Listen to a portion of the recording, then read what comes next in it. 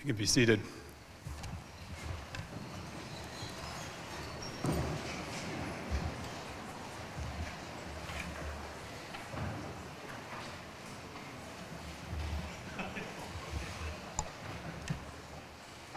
Well, you made it. You all made it to the ceremony, and you sitting on the bottom here, you've made it through stats, through policy analysis, through capstone, through internships, through all the things that you do to become a master's in public affairs. So congratulations to you, and we're really excited to celebrate that today.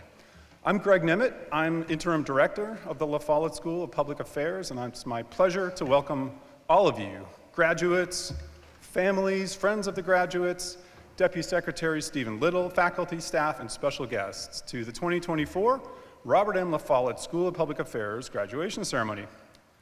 And happy Mother's Day to any moms in the room. A big hand for the moms.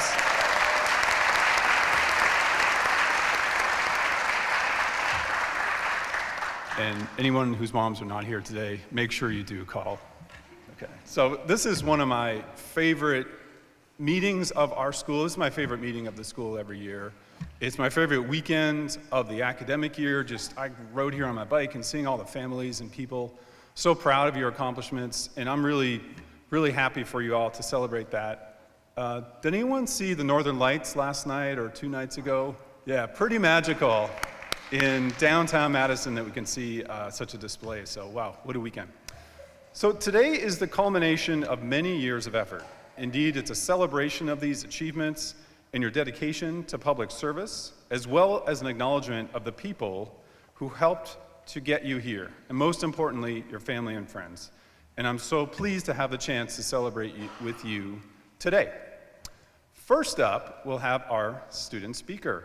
Mary Baumgartner is a second-year Master of Public Affairs student from Duluth, Minnesota. In 2018, she received a BA in Political Science and a minor in Educational Studies from Carleton College. She then worked as a policy fellow at Open Sky Policy Institute, a fiscal policy think tank in Lincoln, Nebraska. After completing her fellowship, she moved back to Minnesota, where she worked as a community organizer around state-level anti-poverty legislation and became involved with the Homes for All Coalition. During the pandemic, she returned to Duluth to be closer to family and accepted a position researching mobile food distribution programs for Chum Food Shelf. Through her research, she designed and implemented Chum to Go, the food shelf's food delivery program that works to increase food accessibility and security in the area. Now, while at La Follette, Mary worked with Professor Michael Collins on a project about employee benefits and expanding financial inclusion in Wisconsin. She was also a student policy innovation scholar with the University Alliance and examined shared service opportunities within Iowa County, Wisconsin. She also enjoyed building relationships with other La Follette students through her role as the LISA, that's the Student Association Social Chair, during her first year, and as an economics and statistics tutor during her second year. Going forward, she wants to continue with fiscal policy work and hopes to help others see how foundational it is to all for social justice issues. Mary, take it away.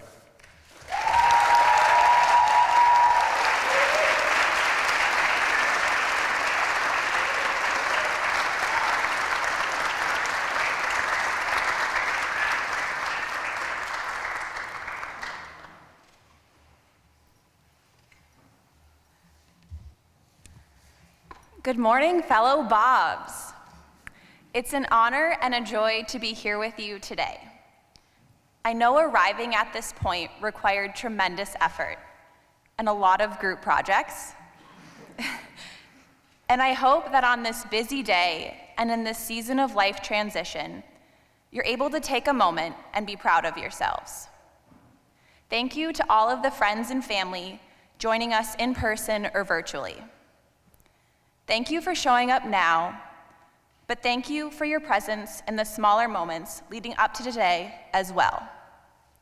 The meals and the leftovers you shared with us, the letters you sent, and the stressed out phone calls you answered. And of course, thank you to our professors and the staff who've supported us during these last couple of years. In preparing for this moment, I reflected a lot on our time at the Follette School and the lessons we've learned. I thought maybe I'd come up here and talk about how life isn't linear, or voice my fears and doubts about the state of the world, the children dying in Gaza, and the uncertainty that lies ahead. There are so many truths worth contemplating on a day like this, but my focus is simple. I hope you know that it's the way you go through this world that matters.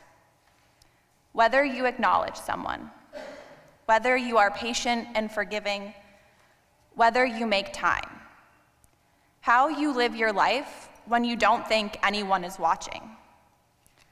One of my favorite quotations comes from Maya Angelou, who says, "People will forget what you said, people will forget what you did, but people will never forget how you made them feel." As aspiring policymakers, our instincts are to follow the evidence, to inform people of what the data says. But I want us to remember that our ideas are only as strong as our ability to share them. That in the end, it's our relationships that really matter. That our connections, that the way we treat people may be the biggest impacts we make in this world. When I visited my cousin's 9-year-old son last summer, he and I spent hours playing Playmobil together. "You're an adult who likes to play," he told me. "I want to be an adult like that." It was such an unexpected compliment, knowing that my attention and validation of his interests had not only made him happy, but had expanded his concepts of creativity and imagination in adulthood. It made me feel so proud, and it had nothing to do with my grades or my research or my professional status. This experience helped me realize that our focus shouldn't be on how we are going to change the world, or even on how the world is going to change us. Rather, our focus should be on the interactions. As you go on to your next chapters, be open and appreciate the people around you. Let them be your motivation. For me, one of those people is my relative Peggy. She is 100 years old, and we talk almost daily. I appreciate her wit and how good-humored she is. I appreciate that she listens. My relationship with her grounds me and has deepened my understanding of the flaws in our elder care systems and the need to bolster policy and legal protections for vulnerable adults. I want to make a difference for her, but I love that at the end of the day, our conversations our connections are what are really important to Peggy, not my achievements. There's a lot of noise out there about what constitutes success, about what deserves our time. Relationships like the ones I've shared with you today remind me that there is an intangible yet crucial value in being present with people and bearing witness to their stories and experiences, and allowing them to bear witness to ours. Together, we have spent the last 2 years developing new skills, investing in projects, and sharing resources because we care. I have seen the way so many of you light up when talking about niche policy topics. And in a world where it's easy to be anonymous or to have AI do the work for you, your desire to engage, to try, matters. How you go through this world matters. After all, as we've all heard numerous times, all policy is implementation. The challenge for us lies in how we operationalize our values, how we use our personalities and skills to make the world and the policy world more accessible and compelling, and hopefully a little friendlier.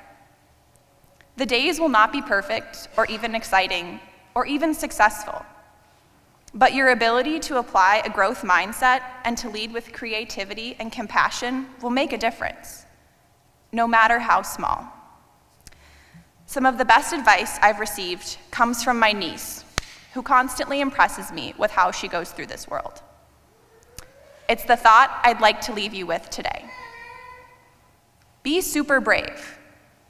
It's okay to be scared. Tell yourself, I can do it.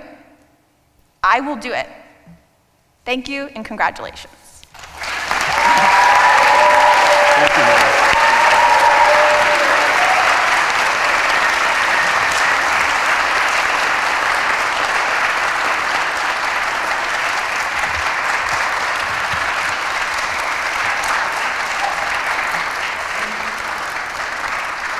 Wow, Mary, I don't think we'll forget how your speech made us feel. And I usually write down key points before my lectures, so keep in touch with relationships and be brave. So great job, Mary.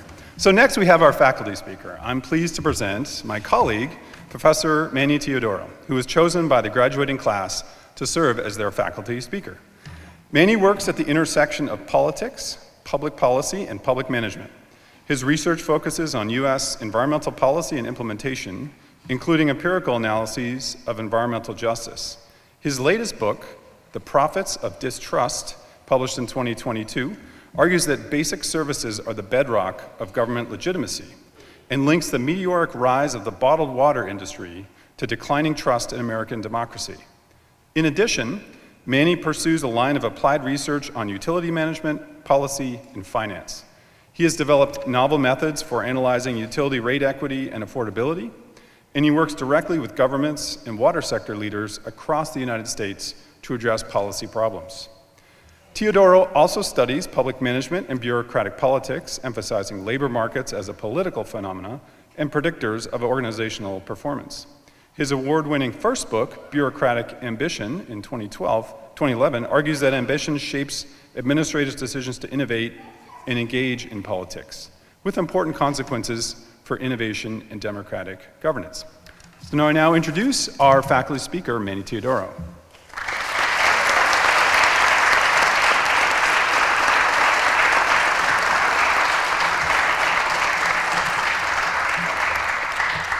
Thank you, Greg, and thank you, class of 2024, for this honor. It really is an honor to be invited to give a talk at commencement.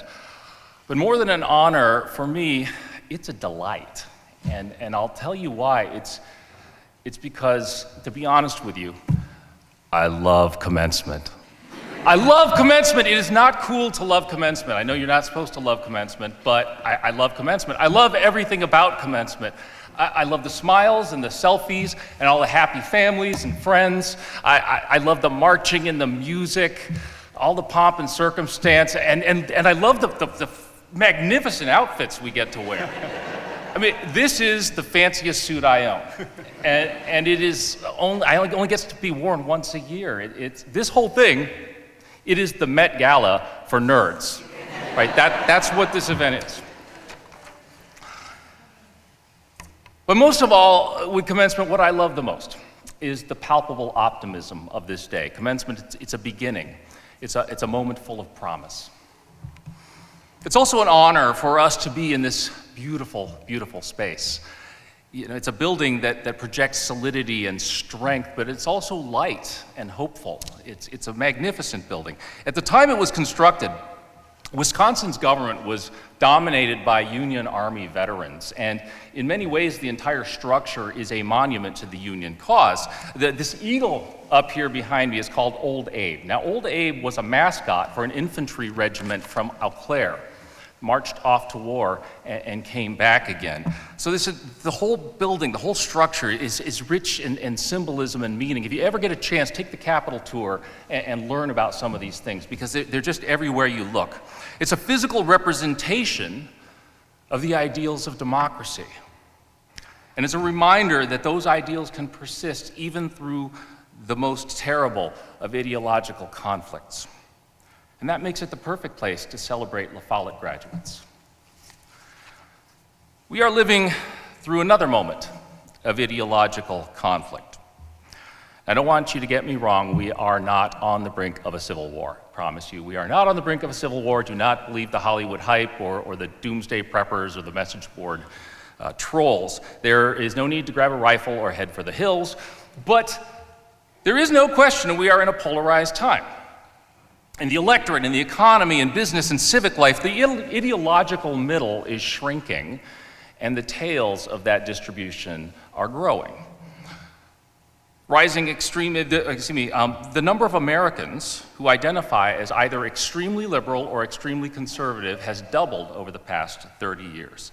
And that rising extremism now pervades our institutions. We see it in the media, in party politics, in state legislatures, in Congress, now even in the courts. That extremism is on the rise. Now, it turns out there is one institution that has been strangely resistant to rising extremism. I'm going to talk more about that in just a few minutes.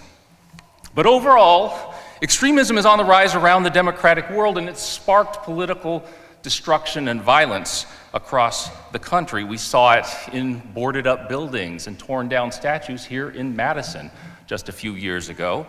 We saw it in an attack on the Capitol on January 6th. These are tense times. Let you in on another secret in case you might not have known. We're going to have another presidential election this year. Now, I don't know who's going to win that election, but I'm confident that it's not going to do anything to solve our polarization problem. Now, ideological extremism is nothing new, but there is a different character to the polarization of this moment, because what we're seeing is not so much a conflict over policy ideas, but rather a divide over the legitimacy of government itself. Distrust of institutions, and especially distrust of government, is common to both extreme liberals and extreme conservatives. On the extreme left, government is an instrument of repression that upholds an unjust social order. On the extreme right, government is inherently corrupt. It's wasteful. It's also an instrument of repression upholding an unjust social order. So for extreme lefties, public agencies are part of the establishment, and on the extreme right, they're the deep state. Now that is a very different kind of polarization, because the divide is not left-right or liberal-conservative, but rather institutional and anti-institutional.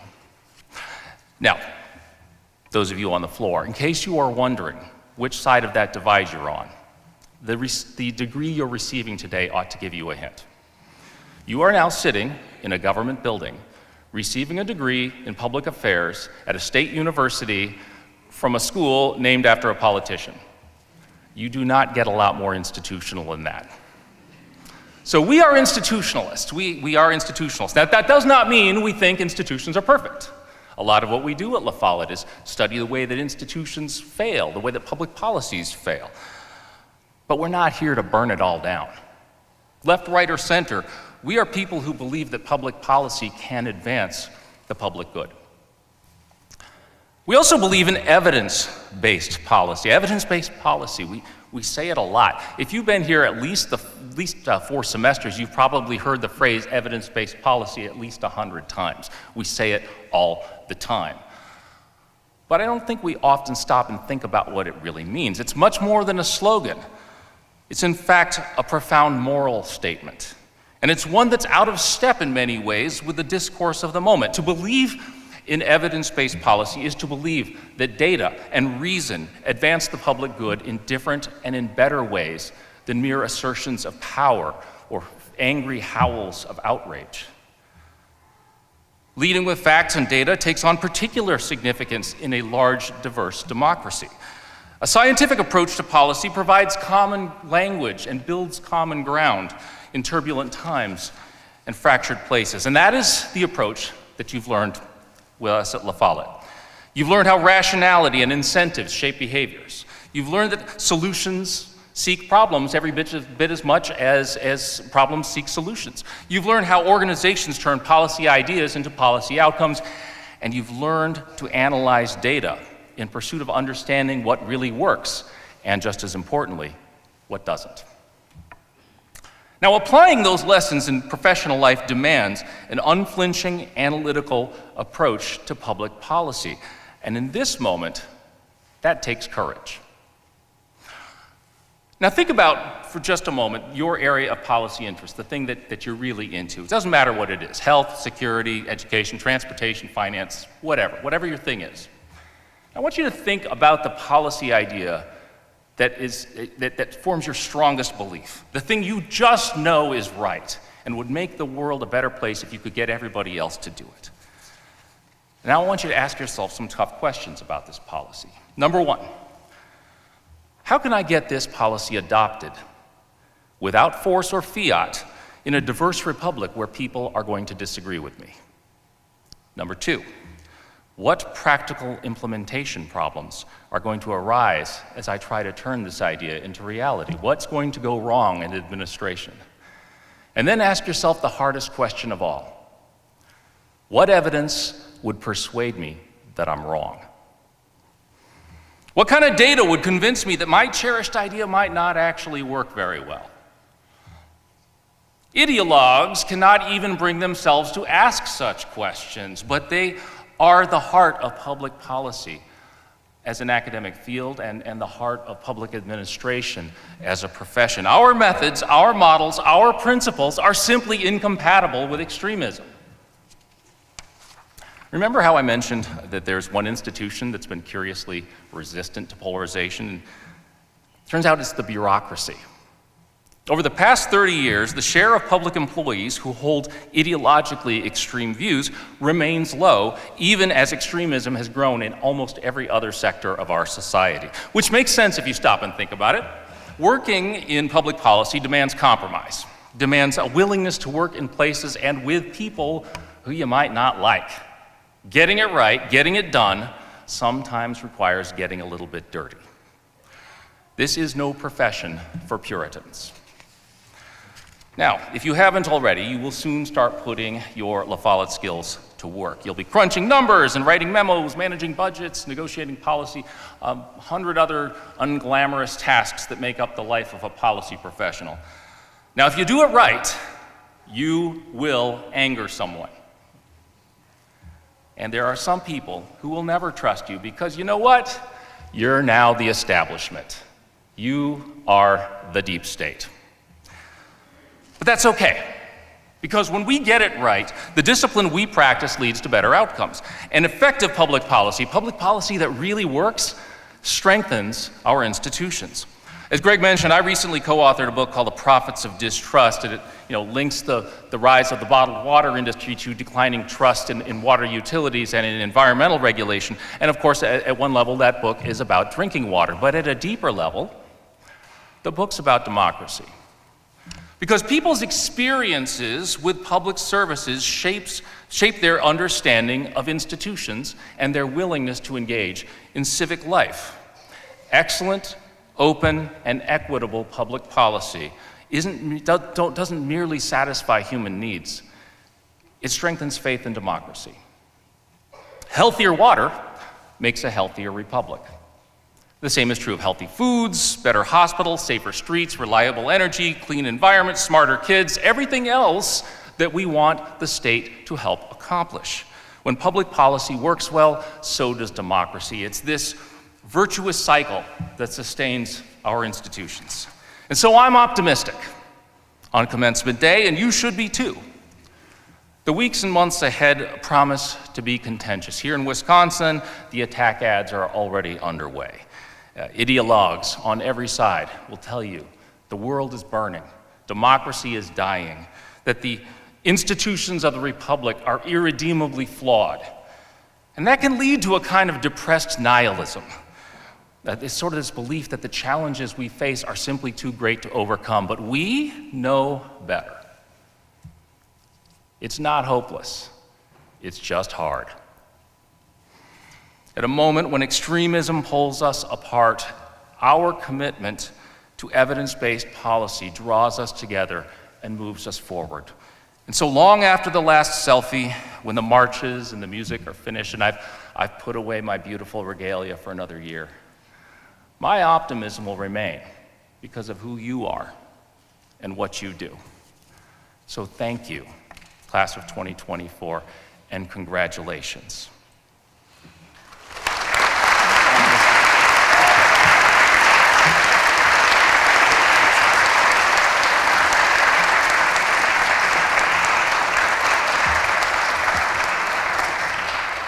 Wow, thank you so much, Manny. What a fantastic summary of so much of why we're doing all this here. I think it's fantastic for all these students that are about to graduate, but especially for your friends and family that are here. I think Manny just summarized so much of why we do what we do here. We love bureaucrats. We love commencement. All policy is implementation. And most important, what Manny said in his last couple of minutes, what you do matters, and not despite the polarized environment, but because of it. So thanks so much, Manny. I'm delighted to introduce our keynote graduation speaker, Stephen Little.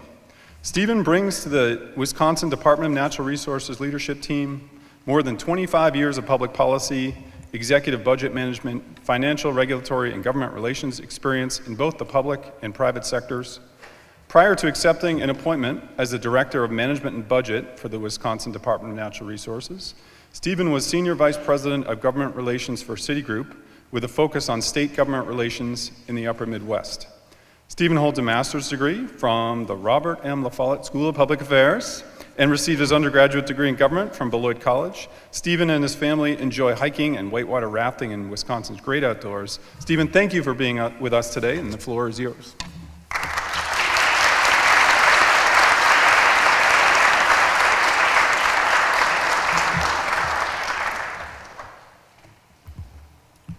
Good morning. Thank you, Interim Director Nemeth, distinguished faculty, Board of Visitors, the Follette School Student Association, proud parents, family and friends. Good morning and thank you again. To the graduating class of the Follette School of Public Affairs, I say well done and congratulations once again. Happy Mother's Day to your mothers. And happy Mother's Day to all the mothers that are with us today here in the Assembly Chamber and that are watching virtually. This has been a joyous morning. This has indeed been a joyous weekend. The weather couldn't be better. The celebrations around campus, around Madison, couldn't be more robust. And I just couldn't think of a better way to spend a few minutes with you. I am honored for this privilege. Now, I can only imagine what some of you are thinking. Who is this guy and why is he sitting in front of me or standing in front of me? I have to say that honestly, that's a fair question, and I had the same thoughts when I was contacted. My staff told me a few months ago that the Follette Student Association had reached out and asked if I would be the keynote speaker for this 2024 commencement. At first I thought it was a joke, an elaborate prank, if you will. So I got in contact with the Follette Student Association. By the way, shout out to Amelia Lowy. And Amelia informed me that this was not a joke, that it was indeed a legitimate request, and that I was chosen after a poll was taken among the students. Now, upon hearing this, I have to admit, it made me begin to question your decision-making and policy-making skills. But then Amelia told me that I was actually your second choice. Governor Tony Evers was your first choice, but due to scheduling conflicts, he couldn't be here with you this morning. And so with my faith restored in your decision-making skills, I began to prepare my remarks.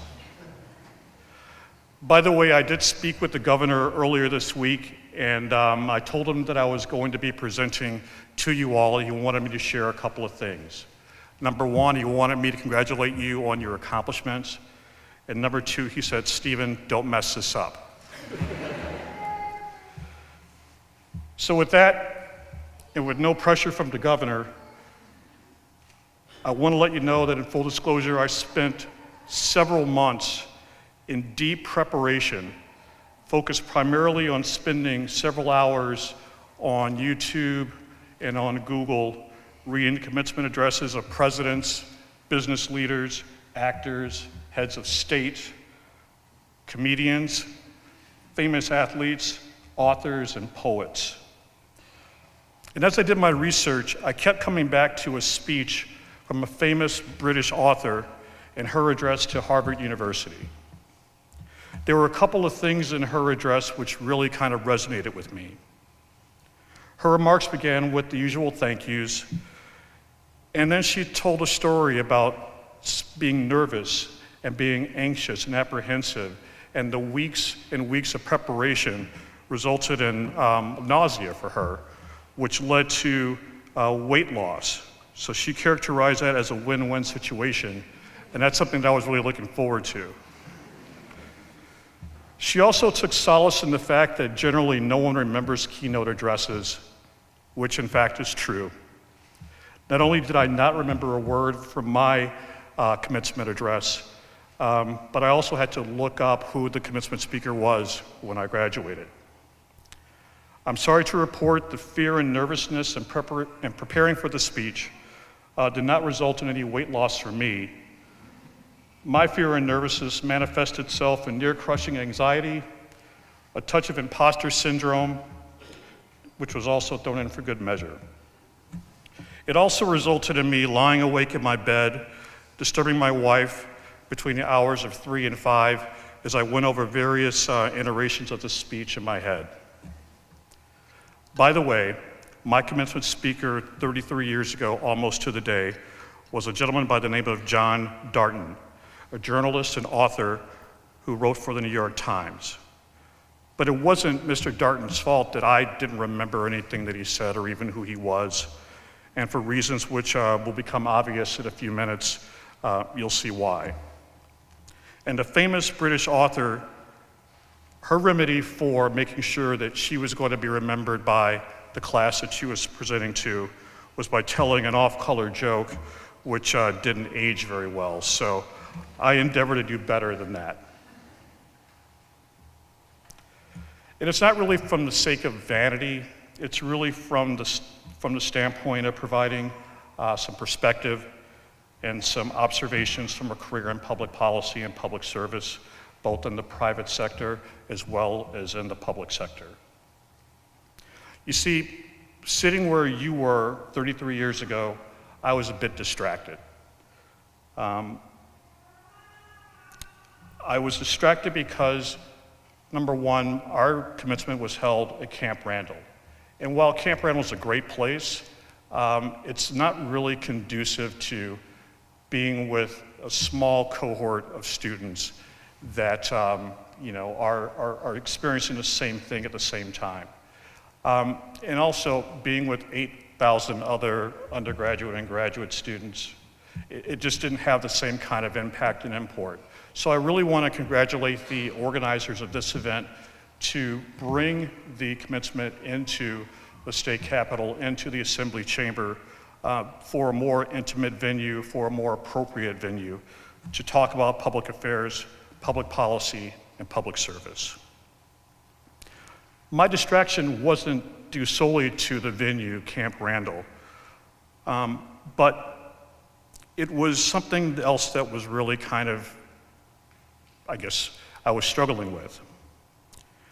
And this is one of the first things that I really want to impart on you all as you move forward in your careers. The first thing is that you should really celebrate the wins you get. You should celebrate them because you don't know how often they're going to come. You don't know when they're going to come. And these wins that you get aren't done solely by you.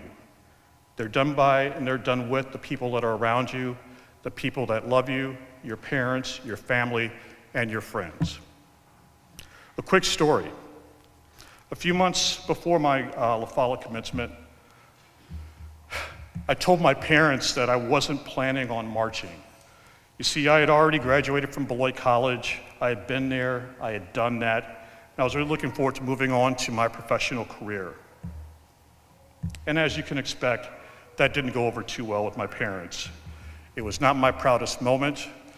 My mother reminded me that I wasn't marching for just myself, but I was also marching for my family and for my friends who had made personal sacrifices, who had made financial sacrifices for my academic success. Of course, my mother was right, because moms are always right. But the problem was compounded by the fact that I failed to learn that lesson as early as I should have. You see, all the hotels and restaurants in Madison were booked, and I was distracted because I was anticipating the mountain of grief that I was going to receive from my parents when they found out that their accommodations included sleeping on my futon in a house with other students on Kendall Avenue. Like I said, it wasn't my proudest moment. I am happy to report my parents survived that night, and they only remind me of it every few years. Your parents, your family, your close friends are not only proud of your accomplishments, but they're integral to your success. So don't hide your light under a bushel. A few months ago, I was the subject of a La Follette Alumni Spotlight to commemorate the 40th anniversary of the school. That speech or that interview had me reflect on a couple of things, and I really wanted to share those with you again this morning. They're kind of the second and third thing that I'd like to impart on you. Number one, it's the importance of having intellectual curiosity. And number two, or number three, it's being fortunate to have people around you that give you the benefit of their time, the benefit of their perspective, and the benefit of their experience. I truly believe that each of you have that intellectual curiosity, and I believe further that each of you are fully invested in our practitioners in the Wisconsin idea, the idea that education should influence people's lives beyond the boundaries of the classroom. One more thing about intellectual curiosity. It will afford you the ability to pivot in your career, to put yourself into positions, to take advantage of opportunities along your journey. And along your journey, if you happen upon someone who's willing to give you the benefit of their time, their perspective, and their expertise, by all means, take advantage of it. I mentioned a few minutes ago I did not have a job lined up when I graduated from La Follette. My policy internship in the Chancellor's office was going to be ending in a few weeks. And I don't know how else to say it. I wasn't so much nervous. I was just anxious. I was anxious to get on to what was going to happen next. A few weeks later, I received a call from a gentleman by the name of Lamar Billups. Mr. Billups, and I'll never forget this conversation, was at the time a director at the Department of Industry, Labor, and Human Relations, the predecessor to the Department of Workforce Development. He later went on to become a senior advisor to Senator Russell Feingold. Lamar said, "Steve, I don't know what you did, but the state budget office wants you and they want to talk to you." Truthfully, I didn't know what I had done either. But herein lies the fourth point. Treat every day as a job interview, because you never know who's watching. To put it another way, your reputation, being able to stack successes and accomplishments on top of each other, not for the sake of personal ambition, but in service to something bigger than yourself, is going to be the most fulfilling and the most satisfying thing that you can do in public service. It'll carry you to places that you never knew were possible, that I certainly never knew were possible. For me, this skill, along with intellectual curiosity and the mentors that I had along the way, have provided me with a journey that has resulted in being fully fulfilled in my public service career, in my private sector career. Now, I've spoken about intellectual curiosity, it being an important quality to have as you pivot throughout your career. And this is a quality which you will need not only when times are good, but also when there are challenges and also when there is adversity. My career goal out of graduate school was to be involved in public policy, but in a very specific way. I wanted to be in the legislative arena. I didn't want to be a lawmaker, but I wanted to be somebody that was behind the scenes crafting public policy and influencing policy. In short, I wanted to be a lobbyist or a government relations professional. Now, I know lobbyists receive a bad reputation for having what can only best be described as a certain moral flexibility when it comes to policy. But we are an integral part, an integral feature of representative democracy, and we do provide value in the legislative process. During the early parts of my career, I used all my skills, all my abilities, the things that I learned at La Follette, the intellectual curiosity, being able to pivot, taking advantage of my mentors, to get me to a career trend, a career path where I started as an executive budget and policy analyst in the state budget office. I then moved on to become a financial regulator. Then I pivoted into government relations. And I had a really successful 25-year career. But about 5 years ago, after that successful career, I found myself needing to pivot again. You see, the business model of my company had changed, and there was no longer a need for someone of my abilities sitting in Madison, Wisconsin, doing the job that I was doing. While I considered other government relations jobs, while I considered moving to another part of the country, I again went back to the core of what I learned at La Follette, the intellectual curiosity, relying on my education to pivot again and become the budget and policy, or budget and management director for the Department of Natural Resources. And I would have been completely content to finish out my career there. I was back in Madison. My son, who's here in the audience today, was starting high school. Being a lobbyist, I would travel 6 months out of the year, and I really wanted to be present for him as he was going through his high school career. So, like I said, I was over the moon to be at the DNR. However, Secretary Preston Cole, after about a year, appointed me to become the Assistant Deputy Secretary. I didn't ask for this appointment, I wasn't seeking it, but I took the opportunity. About 3 years later, I was appointed Deputy Secretary under a different secretary, Adam Payne. Again, I wasn't seeking this opportunity, but I took it anyway. And for the last 7 months, I've been serving as the interim secretary for the department. I can tell you that because of when I was sitting where you were 33 years ago, I had no idea what was in store for me.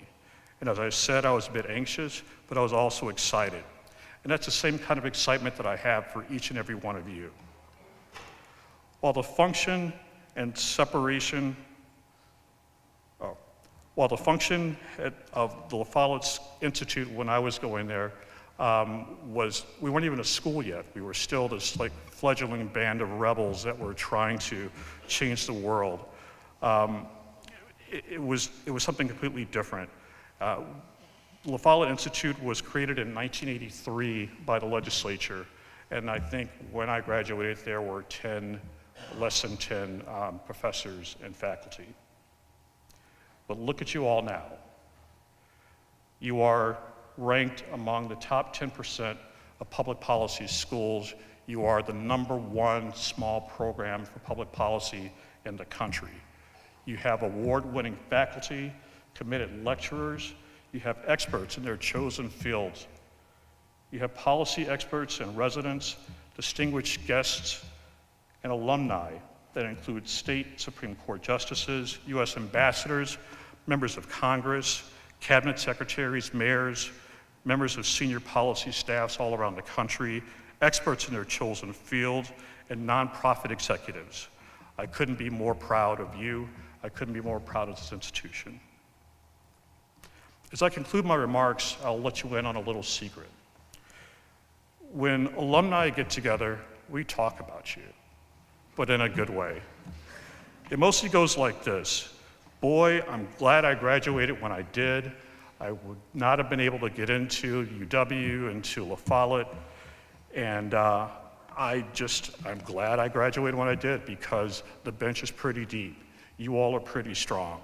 I've had the opportunity to present to some of you who have taken Dave Schmedecke's public budgeting class over the years, and from that experience, I always come away impressed.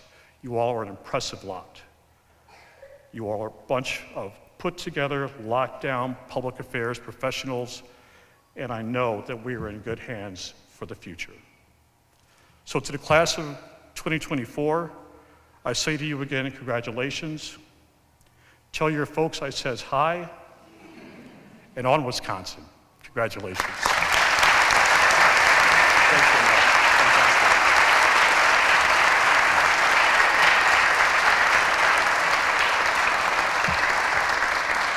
Thanks so much, Stephen. What a fantastic set of remarks. Nurturing your intellectual curiosity, making the most of the people around you, and all of those points made so clearly by making them so genuine and personal. So really appreciate that. One of the things you said was to celebrate the wins. So we're all here today to do that, and we'll be doing that in the ceremony. We'll be doing that afterwards at Monona Terrace. But right now we're going to be doing it for celebrating some student awards, and these will be the first announcements of who actually won these awards. So I'll start, and we'll do 3 of them. I'll start with the Director's Achievement Award. That recognizes a student for her or his outstanding academic record. The major criterion for the award is grade point average, but the graduating student also must demonstrate evidence of being an outstanding public policy thinker and communicator. This year's winner was selected for being a major contributor to the La Follette School's intellectual and student life, as well as serving as the president of the La Follette School Student Association. Delighted to announce that this year's Director's Award winner is Tatiana Paula da Cruz.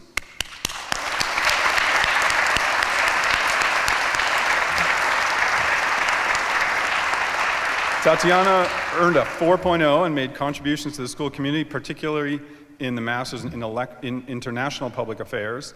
She had to be back in Brazil today with her family, so missing the ceremony, but we will let her know very soon afterwards. So congratulations, Tatiana.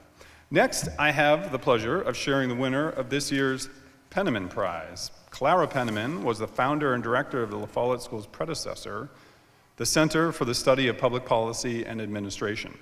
The La Follette School presents the Penniman Prize to a graduating student who has written the most outstanding paper while at the La Follette School. La Follette School faculty members nominate papers that best demonstrate the school's writing and analytical skills, and this year's paper is by Zahir Akil. You can come on up. For the paper he wrote, titled Lifting Filibuster for Equality Legislation for Professor Dinia Garcia's class on inequality, race, and public policy. So congratulations, Zahir.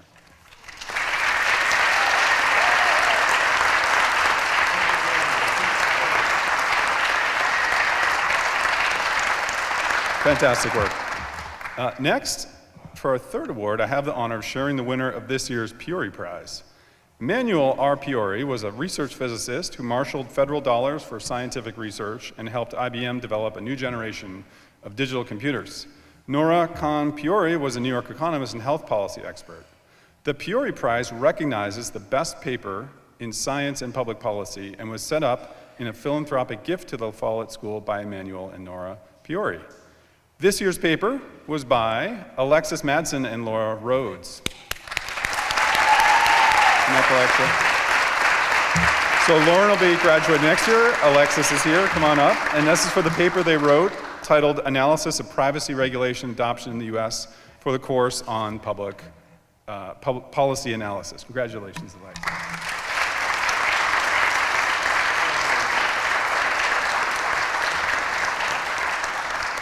Well done.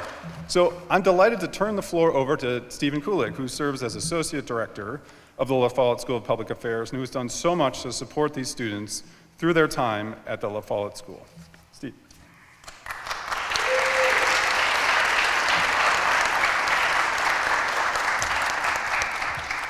All right, it is time. Congratulations to the class of 2024. It is now time for the presentation of graduates. So please rise when it is your turn and come up when I call your name.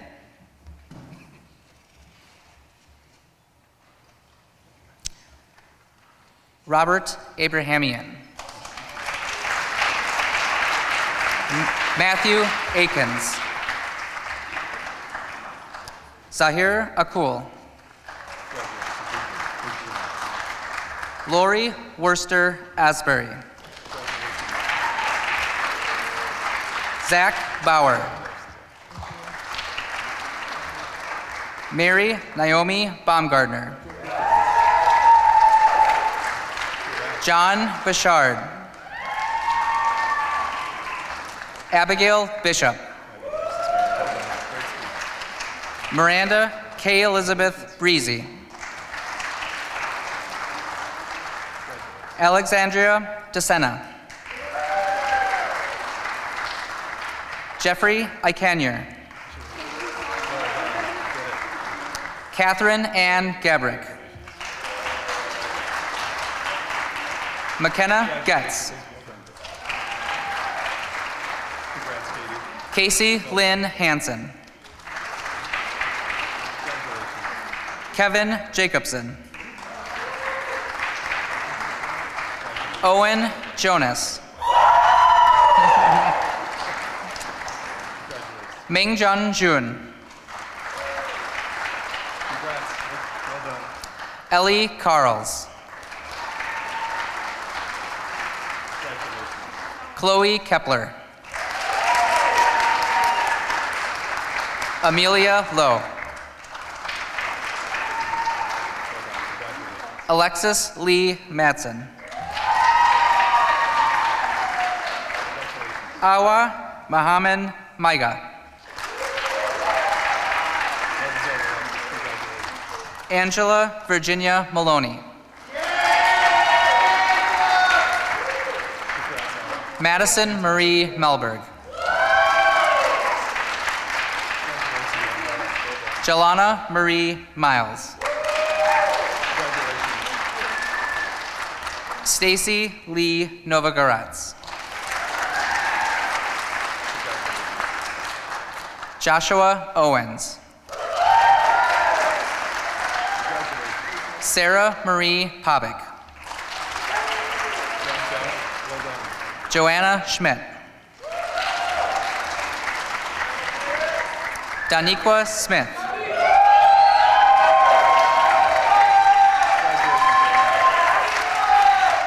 Grace Rosetta Stallworth. Jingling Tan. Ryan Teeley.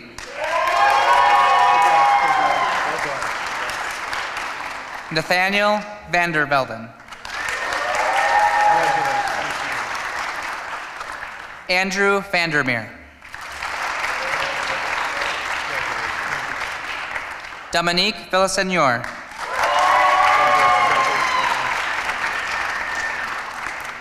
Quinn Matthew Wakely.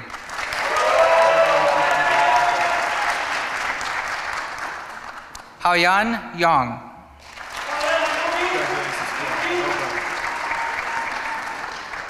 Mia Elizabeth Williams.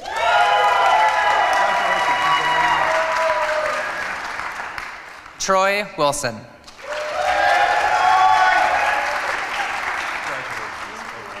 Nu Zhang.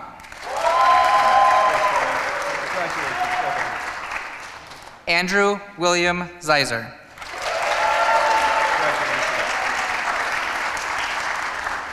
Yiding Zhang.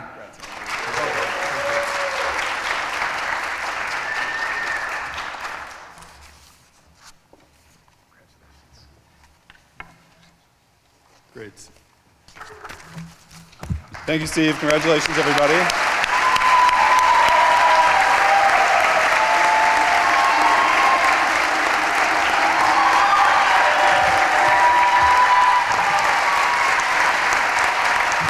Well done.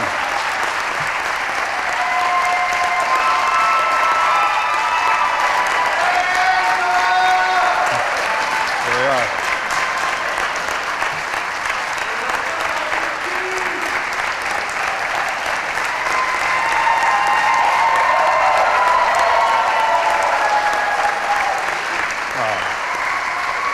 Wow, so great. So we are just to get off to celebrate more, but before we close, I want to just say thank you to our wonderful Follette School student graduation coordinators, Amelia Lowe and Erin Kennan. Big round of applause for them. Amazing job, everybody. They planned a reception to honor the new graduates at Monona Terrace, just across the street in the Grand Terrace Room from noon till 2:30. I also want to thank Alyssa, our student association, and our Follette staff who made this event happen, as well as our 3 speakers today. Really great job to all 3, were amazing. Commencement, as we've heard from our speakers, is a time of new beginnings, and on behalf of the Follette School faculty, I'm delighted to be sending you forth with new skills and new insights to do good in the world.